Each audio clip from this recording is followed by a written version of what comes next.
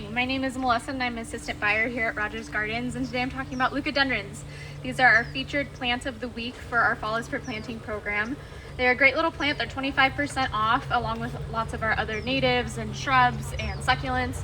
So definitely come in and get these while we have them discounted because they're an awesome plant for any garden, especially in Southern California. They're super colorful. You can see that this one here is Jester. I picked this one out first because it was just so flashy and beautiful, so I wanted you guys to check that one out.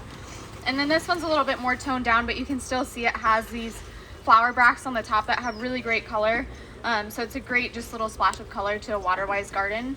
So today we're just going to talk about how to care for them, how to plant them in your garden, and how to maintain them. So to begin with, you want to do full sun. These guys are a South African plant, so they love hot, dry conditions. They're in the Protea family, so they're related to like Leucospermums and Banksias and Grevilleas and stuff like that, which are also African and Australian plants. So they love full sun and hot conditions. So you want to get these guys in a nice light spot that has at least 8 hours of sun. And you also want to keep that kind of similar with the watering. So since they're hot and dry conditions, you want to not water them very often. When you first plant them, it's good to keep them a little moist. So water them maybe like once or twice a week for the first couple weeks that you have them. But after that, you can pull off quite a bit.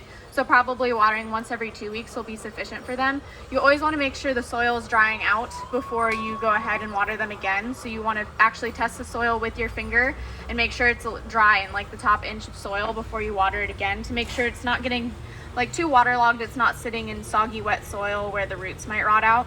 They're super susceptible to root rot, so you just want to make sure that they're drying out really well in between waterings. A thing that can help with that is using our cactus mix. So that's going to help the soil drain out a lot more thoroughly. And then also you can plant them on like a slope or a mound just to make sure that it helps the water drain a little bit more for them. Especially in a water-wise garden, it's really easy to pair them with other drought-tolerant plants, so you can kind of have your whole garden curated so you're not having to water as much, and it makes it a lot easier on you. So that's about it for watering. Super simple, just don't water too often and you should be good with these guys. As far as landscaping, they're a super dynamic, great shrub. They stay kind of compact like this. They can probably get up to like around 6 feet if they're really thriving, but probably more within like the 3 to 4 foot range is like what you should expect for them. So it makes them a really good kind of low-lying screen. Maybe you can pair it with some other plants. Maybe you have something higher in the back. You have this kind of pop of color at mid-height, and you can have kind of a ground cover next to them. So they're really great for that mid-height level. And then, like I said earlier, they're a really awesome plant to pair with other drought-tolerant plants, such as your Grevilleas, Banksias, your Leucospermums, anything else that has that really cool kind of African-Australian look and has that nice splash of color, they do great with. So as for landscaping, they're super simple as well. The benefits of these is just that it's a great drought-tolerant plant to have in a Southern California garden. So you don't have to use as much water. You can pair it with the other drought-tolerant species and varieties, and so it's really easy to care for. It helps the environment by saving a little bit on water. And then just one of the other things I love about these is they're really good for cut flowers.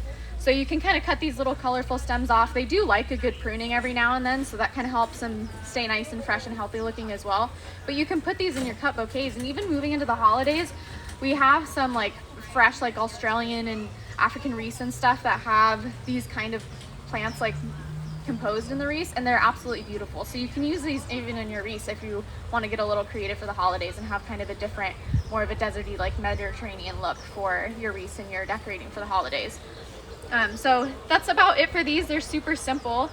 I hope that you guys want to give these a try while they're still 25% off here. We have a lot of other great plants for our Fall is for Planting sale, so definitely come and check them all out. If you missed any part of this, you can rewatch on Facebook or Instagram, and I don't know if anyone has any questions before we close up here. Okay, the first question is how do these do when the night temperature drops below 50?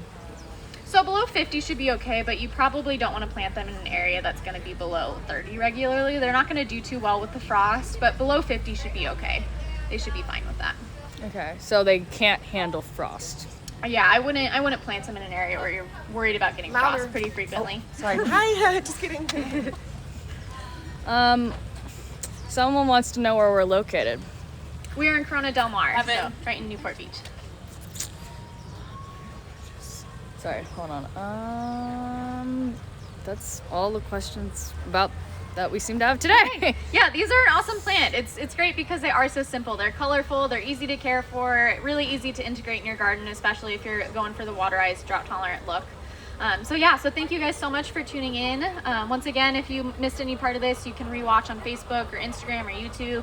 You can watch some other how-to videos on there, as well as our Pinterest. We have some things on there too that's really great. You can also join our emailers. We have all of our information about events and stuff that we have coming out on there, so you can get information about our Fall is for Planting sale and the different programs that we have for that, information on our Christmas boutique. You can also shop all of those things online too if you'd like. And you can join us on Thursday for our next video. We're going to show you guys how to decorate your porch for the fall. And you can also feel free to comment below on any suggested topics that you have that you would like to learn about for the future. And thank you. Happy gardening.